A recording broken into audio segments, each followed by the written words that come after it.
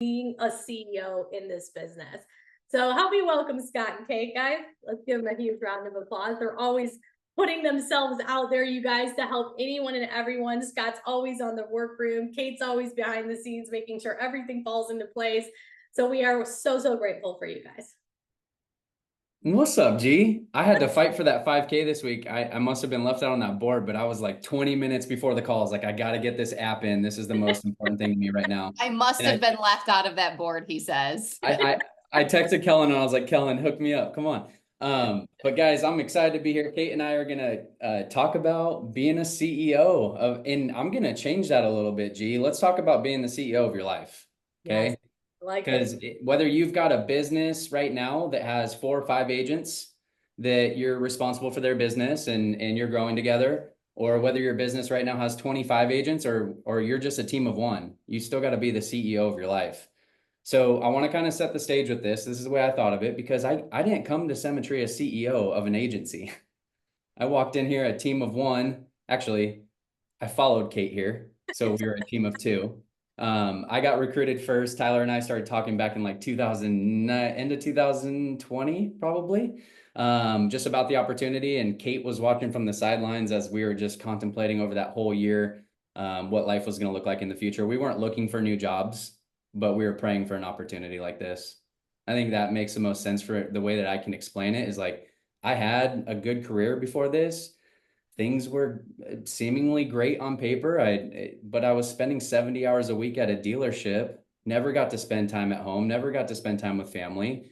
And it became resentful. I was like, man, is this going to be like the next 30 years of my life? Is this just what I'm going to do? So Kate actually dove in before I did because she didn't want to stay on the hamster wheel forever either.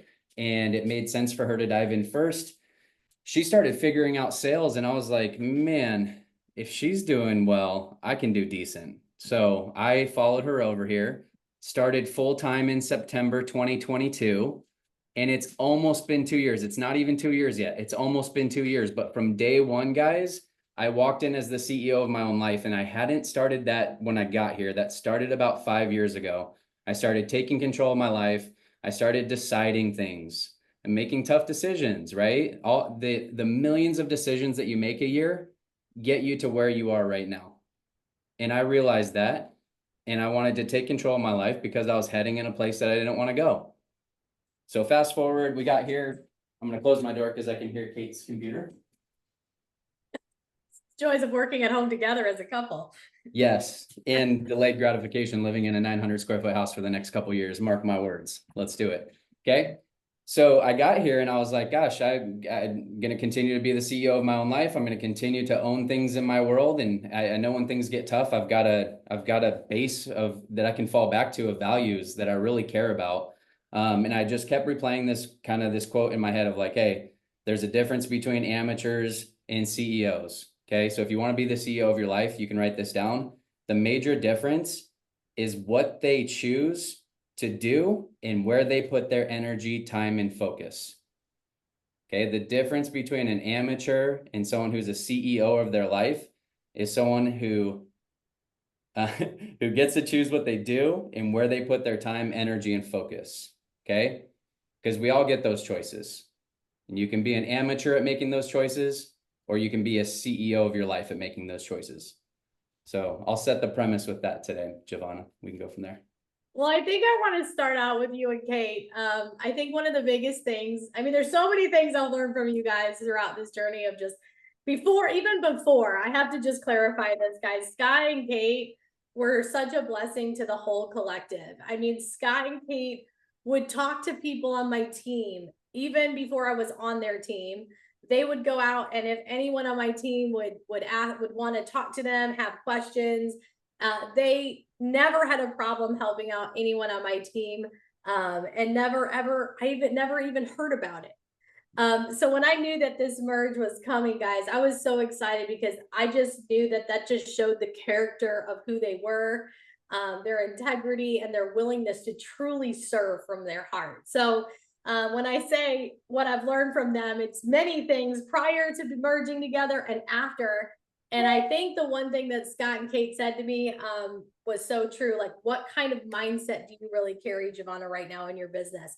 do you have a mindset of a W-2 mindset? Or do you have a mindset of a 1099 mindset? And so they asked me the question, when you are out there talking to people out about this business, I want you to ask yourself, would you hire yourself? And so I want you guys to touch on that a little bit with the rest of the team. Oh, that's good. Kate, this is one that you really like. I'll let you take this one. Yeah, I actually get this question often, or I actually give this answer to questions often during first interviews. What's the hardest part? How long have you been here? What was the hardest part for you? And I will be completely transparent. I did well having structure, leaving the house, going to the office. Now, long story short, COVID, we were working remotely. Scott and I met. It ended up being a blessing to be able to work remotely because I could date long distance and go back and forth to Louisiana. But I am a person of structure. So when we finally decided that I was going to quit and go full in this, that was the hardest part for me, was being disciplined of, okay, I'm going to sit down. Like Scott literally used to joke with me, are you going to dial today? Or are you going to clean the ceiling fans? I don't even know if we had ceiling fans in our We apartment. shared a wall. So I was like, why are you walking around your office? Like you're dialed, dude. Well, and I would, put in a little laundry. Oh, I should take the dogs to be groomed. Oh, I'll go get my nails done and then I'll dial. Like the beauty is the flexibility of the business, but also one of the hardest things is when you're used to a W-2 position and you have to report to someone, you have to make sure your face is shown. Like I had flexibility. I worked in radio, guys. I sold radio and digital for the Buffalo Bills. Super cool, super fun, loved it. But I was a hamster on a hamster wheel. They dangled, an uncapped income, but it was really capped and they changed your quota and changed this every single quarter. So, I had flexibility that I could come and go, but like I had to show my face. So then pivoting to a 1099 and not really having to show my face. I mean, we didn't have the virtual office when Scott and I started. I'm so grateful that we do now because there's a level of accountability attached to that. But that was the hardest pivot for me, was finding that discipline enough that I am reporting to myself and nobody's looking for me. Nobody's asking me if I want to make an income, it's up to me. Ashley couldn't make me more money. Only Caitlin could make me more money, so it was up to me. And that was the hardest pivot, was that W-2 to truly 1099 boss employer mindset. That was a hard pivot for me. But once we finally got it, Scott and I are very much, and now it's so funny, our son is like such creatures of habits. I mean, you guys see he has to eat at 12 Eastern every single day. So once I finally got that rhythm and that discipline and that like routine schedule in place, it was so much easier. And now you could not pay me a salary to go back to an office and walk away from this in the home that we have. And so like both Kate and I, both of our days start out, we time block every single hour. I'm not telling everybody to do that. Mine starts with morning reading time, my Bible time, my quiet time. Then my gym is scheduled. My coffee time with Kate is scheduled. Like everything down to the T, even in the evening, stepping away from my desk. It's all scheduled. It's all time blocked. I was coached early on. This was a coaching that I got outside of Symmetry, but it was really impactful. So I'm going to bring it to you guys. Write down the number 168 on your page right now. Who can tell me what 168 represents? I know that's a shot in the dark, but who can unmute and tell me what 168 represents? Week hours. Good job, Wilbur. Yeah, hours you haven't. Jason, thank you for chiming in, man. That's the hours you have in the week. And so when I was being coached, my coach told me, he's like, if you want to be a CEO of your life, you got to plan out every 168. He's like, if you don't know what you're doing with that 168, the world's going to tell you what you're doing with it. And you don't want to do that, Scott. Whew. I got full body goosebumps and I was like, okay, bet. I'm going to go write down exactly what I'm doing. And I'm going to refine this until I get to a point where I feel confident sharing this with other people. Okay. Because we all have things that we do in private. We all have things that we're not super proud of that we do with our time. For me, it's scrolling through social media. It's always been that. I use it for work, but it's also been a crutch. So if I'm not planning that time for myself each day to go scroll through social media, I may do that during my dial time. I may not be a boss of my life anymore. I may not be a CEO. Okay. So I took all 168. Guys, we sleep for 7 hours a night. Some of us 6, Kate 5, because she has a little one waking her up in the middle of the night. And she always says, hey, babe, go back to sleep. You got a long work day tomorrow. So that's just how our house works out. Okay. But if you're in a house and you got 5 hours of sleep, you got 8, subtract that first from the 168. Okay. And I subtract another 7 hours because I'm going to train my body every single day. Okay. That's the first thing I do every day. So subtract another 7 hours. Now, what do I get to do with the rest? And this is what gets you ahead in life. When you can take control over what you do with those hours, you will go from being an amateur to the CEO and actually running your own life. So we ask ourselves now often, Kate, man, if I was my boss and I was watching me last week, would I hire me to my growing company or would I fire me from my growing company? So take a look back at your last week. Would you fire yourself if you were investing, or would you hire yourself if you were investing? Okay. I'm proud on the weeks that I can say, hey, I would love to be an investor into this business, into this person's life. Good job, Scott. I've had weeks where I'm like, I want to invest a single dollar into that dude. Okay. So no one's perfect, but the more weeks you can put together, the more days you can put together, you'll wake up a quarter later in a better position. But the crazy thing is raise your hand if you've said before, time flies. Raise your hand, time flies.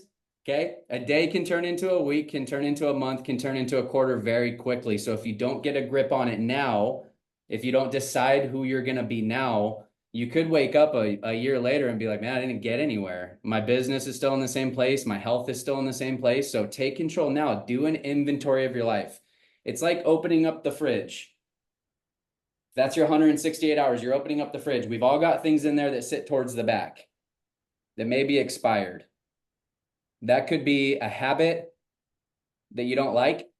That could be a friendship that's not serving you. That could be anything. That could be a story that you keep telling yourself. But if we want to take control of this, guys, and become pros, we got to take those things out. We got to take them out of the fridge. You got to make sure that it's only fresh stuff in there, right? It's the same thing if you open up the fridge. You got something that smells in there, you got to take it out. So that's the way I look at my schedule. If there's something that stinks in there, it's not serving me, I don't want to put my efforts towards it. It's really, really important. So would you hire or fire yourself based on what you did last week? Sit on that. That's something you're making me think of. Sorry, G. One thought, and then we'll go back to you for a question. Sorry. But something you're making me think about, something I did take away from one of my managers from corporate America. I doubt he coined it, but what you do today will affect you 30, 60, 90 days from now. And the reason he would say that to us is because I had to cold call on businesses. So starting those relationships, I probably wasn't going to have a sale or a program together for them for 60, 90 days. However, I think that really plays effect into not only this business, but our life as well.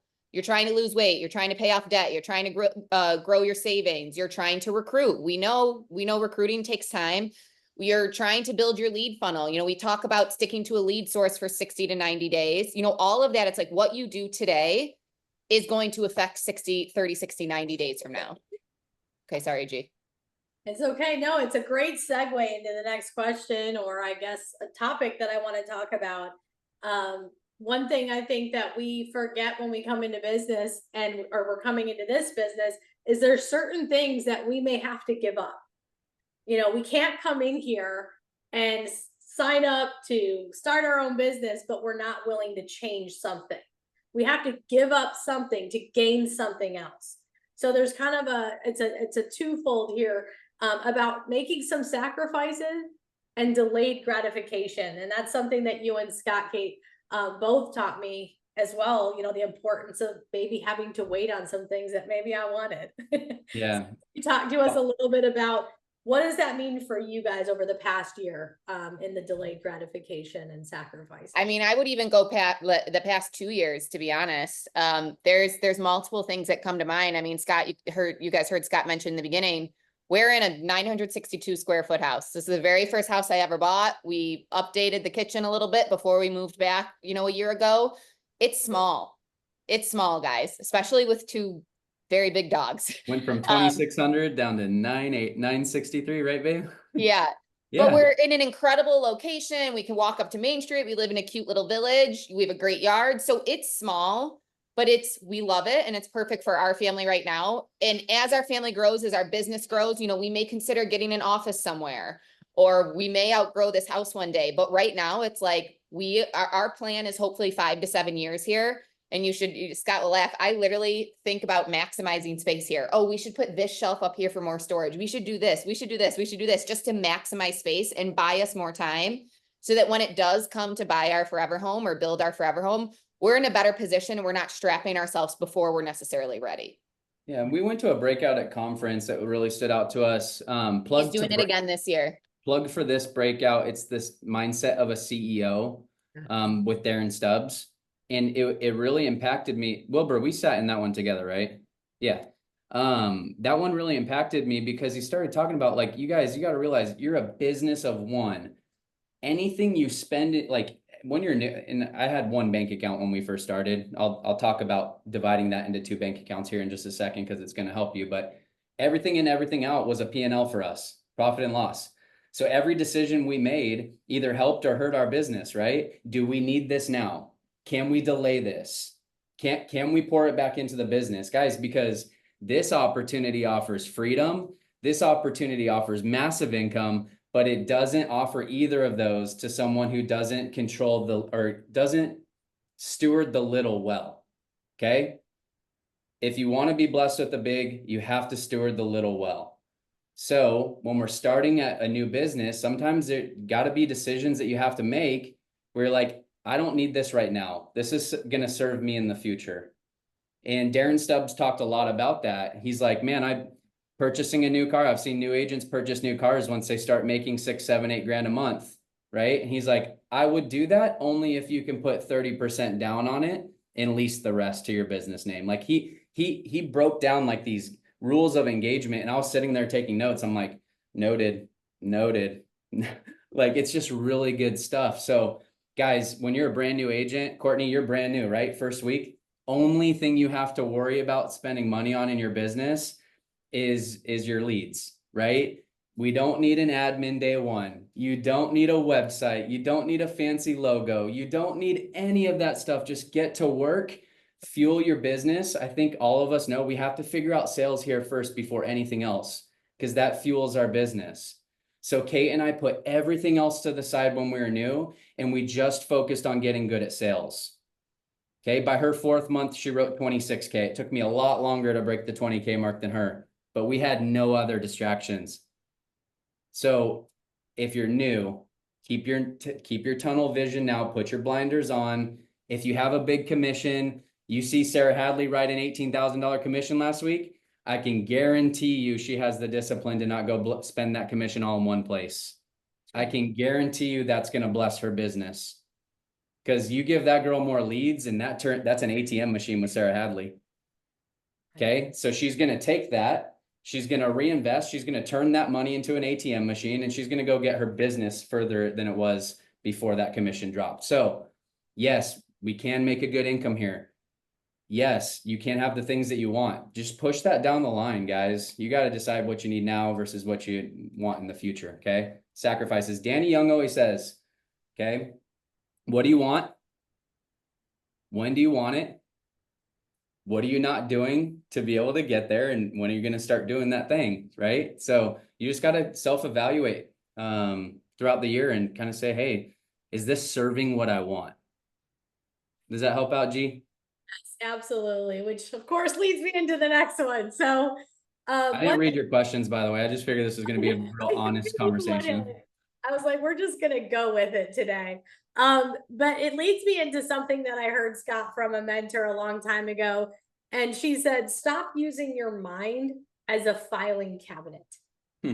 Like the importance of writing down, like you just said, those 4 questions. What do you want from this business, and what are you going to do to get there? And just the power of visuals, writing goals down, not only 3 months from now, a year from now, but daily goals, and really taking an inventory at the end of your day. One of the things that I feel like I've gotten better at in my business is, as I'm going through my day, if I had a white space in the middle of the day, I literally write down, what did I do in that white space that wasn't already maybe pre-booked? And so at the end of my day, I'm taking inventory of, what did I do? What could I maybe get rid of? What could I add for the next day? So can you talk to us a little bit about how, like, time blocking and writing things down and having those visuals, because I see your amazing board that you have behind you. But I want to share with you guys, we were on a call this morning, me, Scott, Jennifer, Phil, that we were on a call with Danny Young, and I said, Scott, show me that board again, man. That just excites me that you are writing it down, everything. Yeah. That was a cool conversation. We're not going to talk about the whiteboard, but I will show a visual. Am I able to share screen? Yeah, let's see. Okay. So we talked about time blocking, guys, but I think the first thing you have to determine is, what are my non-negotiables? Okay. You get to the end of your day and you're like, where did my day go? Well, I don't want you guys to be in that position anymore. I've been there. Gosh, I've been there once this week. It was quicksand. Gosh. Raise your hand if you feel that sometimes, being a self-employed 1099. Yeah. Okay. The day can become quicksand. So I have to have a set of standards. I have to have a set of non-negotiables that I live by that are going to happen throughout the day, no matter what. Okay. And I can time block my schedule. It starts in the morning. I told you guys, with the workouts and the quiet time, then the dial time. Then I check in with the team. Then we usually have a team training or a team call. Agent activation, ask the AO, and then I have dial time in the evenings. I run my appointments in the evenings. Guys, the day is busy, so I have all these things. However, I'm not going to cry if I get 60% of it, as long as it was a successful day, right? I want to make sure that I'm at least 60% on point to everything I set out to do. I'm not going to beat myself up by that, but I will beat myself up if I don't live up to my non-negotiables. Those are the things throughout my week that I will not waver on. So I'm going to share my screen with you guys. And this isn't like you have to take these and adapt them. This isn't like hey, this is what Scott does, this is what I need to do. But I've been doing this with a few of my team members. I did this with Courtney and Taylor the other day. I did this with Katie Delage a couple of weeks ago. So Courtney and Taylor, put your feedback in the comments if you got them when we're talking about this topic. But we came up with like an iron 8, like 8 things that they were gonna never negotiate on throughout the week. And these were things that they can own and say, as long as, like, if my day is quicksand, as long as I got these things done, my business is moving forward and my life is moving forward. So I'm going to share my screen with my non-negotiables, and I'll kind of talk through them with you guys. We're not going to go through my calendar, but can you guys see the non-negotiables page? Are we good? Cool. So these are my non-negotiables. This is the stuff people do to win. Okay. Alarm clock goes off at 5:30. Hydrate, Bible quiet time, exercise, nourish. Okay. That way I've got food in my body. I've got Jesus in my brain. I've got a workout done. If the day goes to mush after that, I've at least got that on me. Okay. The second thing I'm going to do is I'm always going to decide ahead of time when to work. All right. And we talked about this at the beginning. If you don't tell yourself what you're going to do and when, if you don't take control and become that CEO of your life, then the world's just going to run you. Okay. And it might run over you. It might make you do something that you don't want to do. So you got to decide ahead of time when you're working. So for me, what that looks like is on Sunday, I map out my entire week. I put things in the calendar. I take things off that don't serve me. Okay. Number 2, I'm in the virtual office when I'm working. Guys, can you hold me accountable to that? Y'all see me in the virtual office? Cool. I'm in there when I'm working. And that does 2 things for me. Kate said it holds you accountable to actually get the work done, because it does. If I'm in there, I'm not going to be just messing around, but also I'm there to help serve you guys. If I have Spencer Beck making his second appointment and he's struggling to get past a speed bump in the application, I'm going to be in the virtual office to be able to help him, because I care and I want Spencer Beck to win. So when I'm working, I'm in the virtual office, non-negotiable. Next one, serve. I love serving people, guys. I don't sell, I serve. Okay.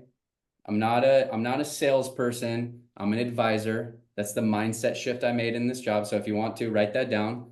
Okay. If someone tells you like, oh, I'm not going to buy today, like, no, I'm not selling you anything. I'm just an advisor. I make recommendations. This is my recommendation for you today, right? It's a good spin on that. But I'm going to sit with 10 families per week. And that goes with all of the work it takes to get there.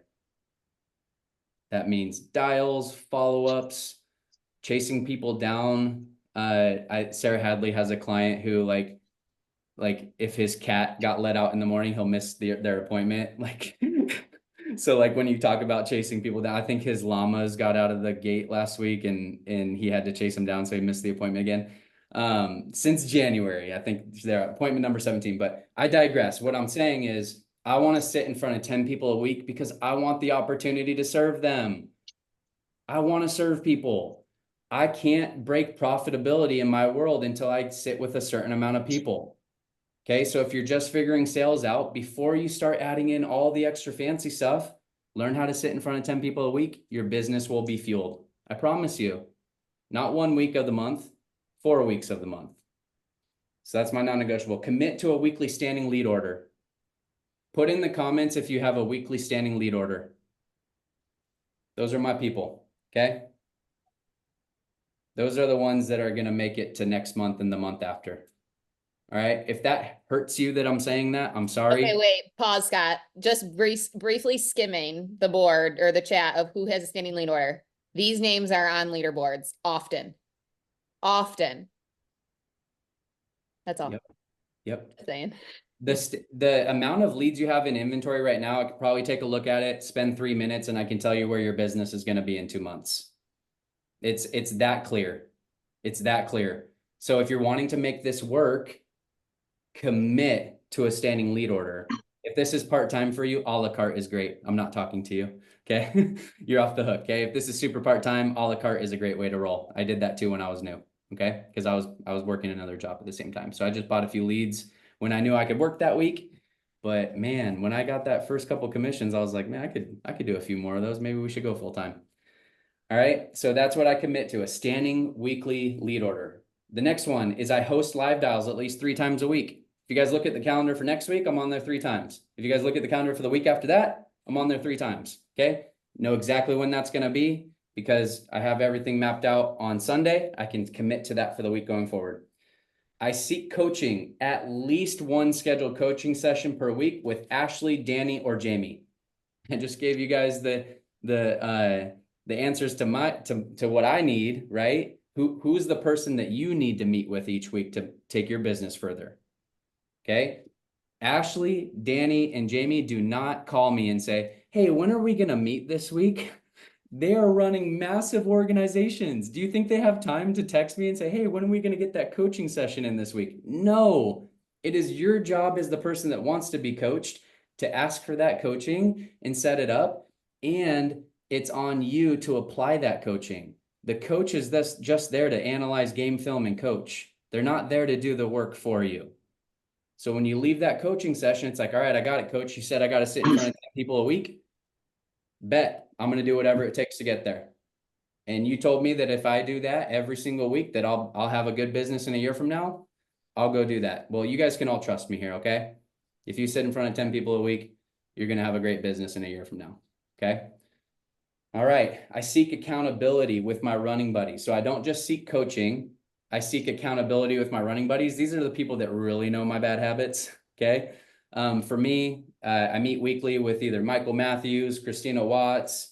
Kate and I are running buddies. We're in the same group. Craig McManaman is another one. I make sure I meet with those people at least once a week because they're not in this agency and they can see the holes in my business from the outside. Okay. They can see the holes in my business from the outside. So maybe that's you guys can find someone like that on the screen for you right now. Maybe you can look around and say, who do I need to be meeting with each week to hold me accountable? Scott, that's a non-negotiable for Scott. So maybe I'll try that myself. Okay. Be present. I am present for the team huddles, the team call, and I'm engaging in the comments and I'm on camera. Why do you guys think I said engaging in the comments and on camera? Why do you think that's a non-negotiable for me? Because you can be here, but you cannot be here. You guys know what I mean? There's some of you right now who are doing other things in the background, and there may be something in your business that needs to change, and it's not going to change because you didn't hear that. You're just busy doing something else, and that's okay. I'm not shaming anybody.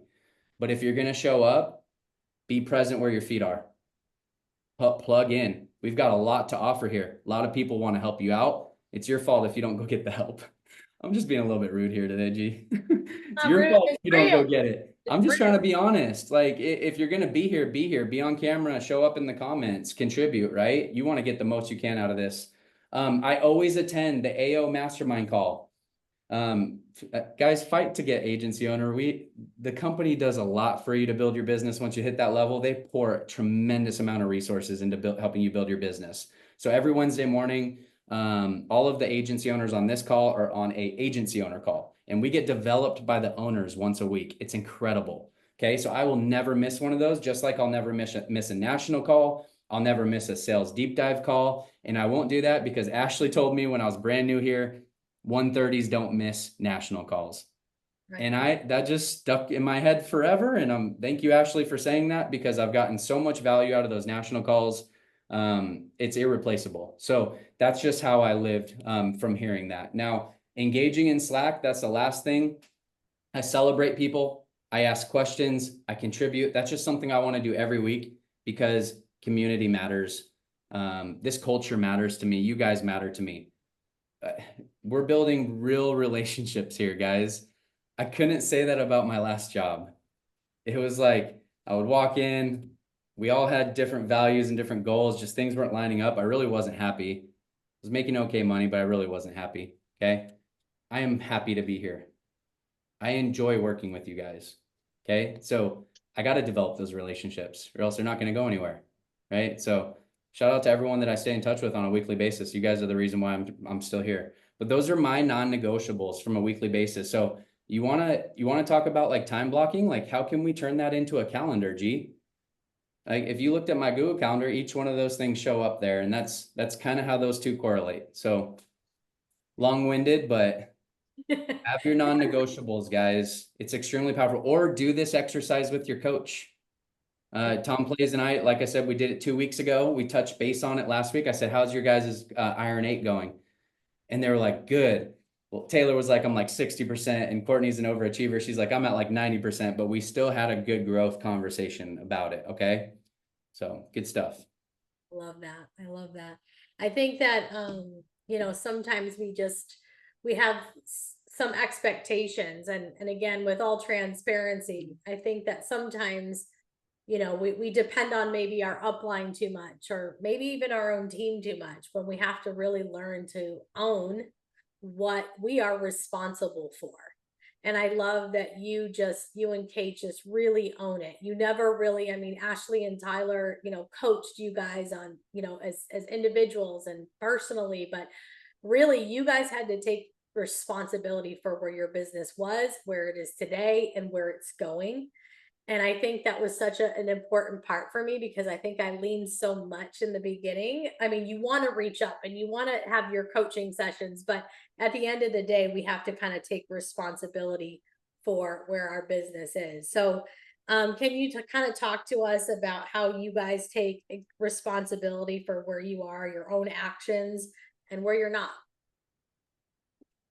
Well, I was going to say this, Liam is currently playing in the dog's water bowl. So if I have to pause, I was going to say this, Scott, I feel like your non-negotiables is like, all of them are kind of under the umbrella of leading from the front. If you've been here, you guys have heard Scott and I talk before, you've definitely heard us say this. I can't tell you how many times Ashley told us to lead from the front. And in a way, we kind of just like in one ear out the other, like we're doing it, but we really weren't.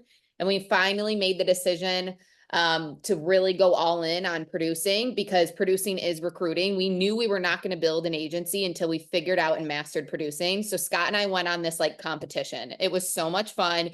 We're in Slack, like battling and saying who's going to make dinner, who's going to clean the toilets, like things like that. And it was so much fun. And guys, it only motivated us to do it more.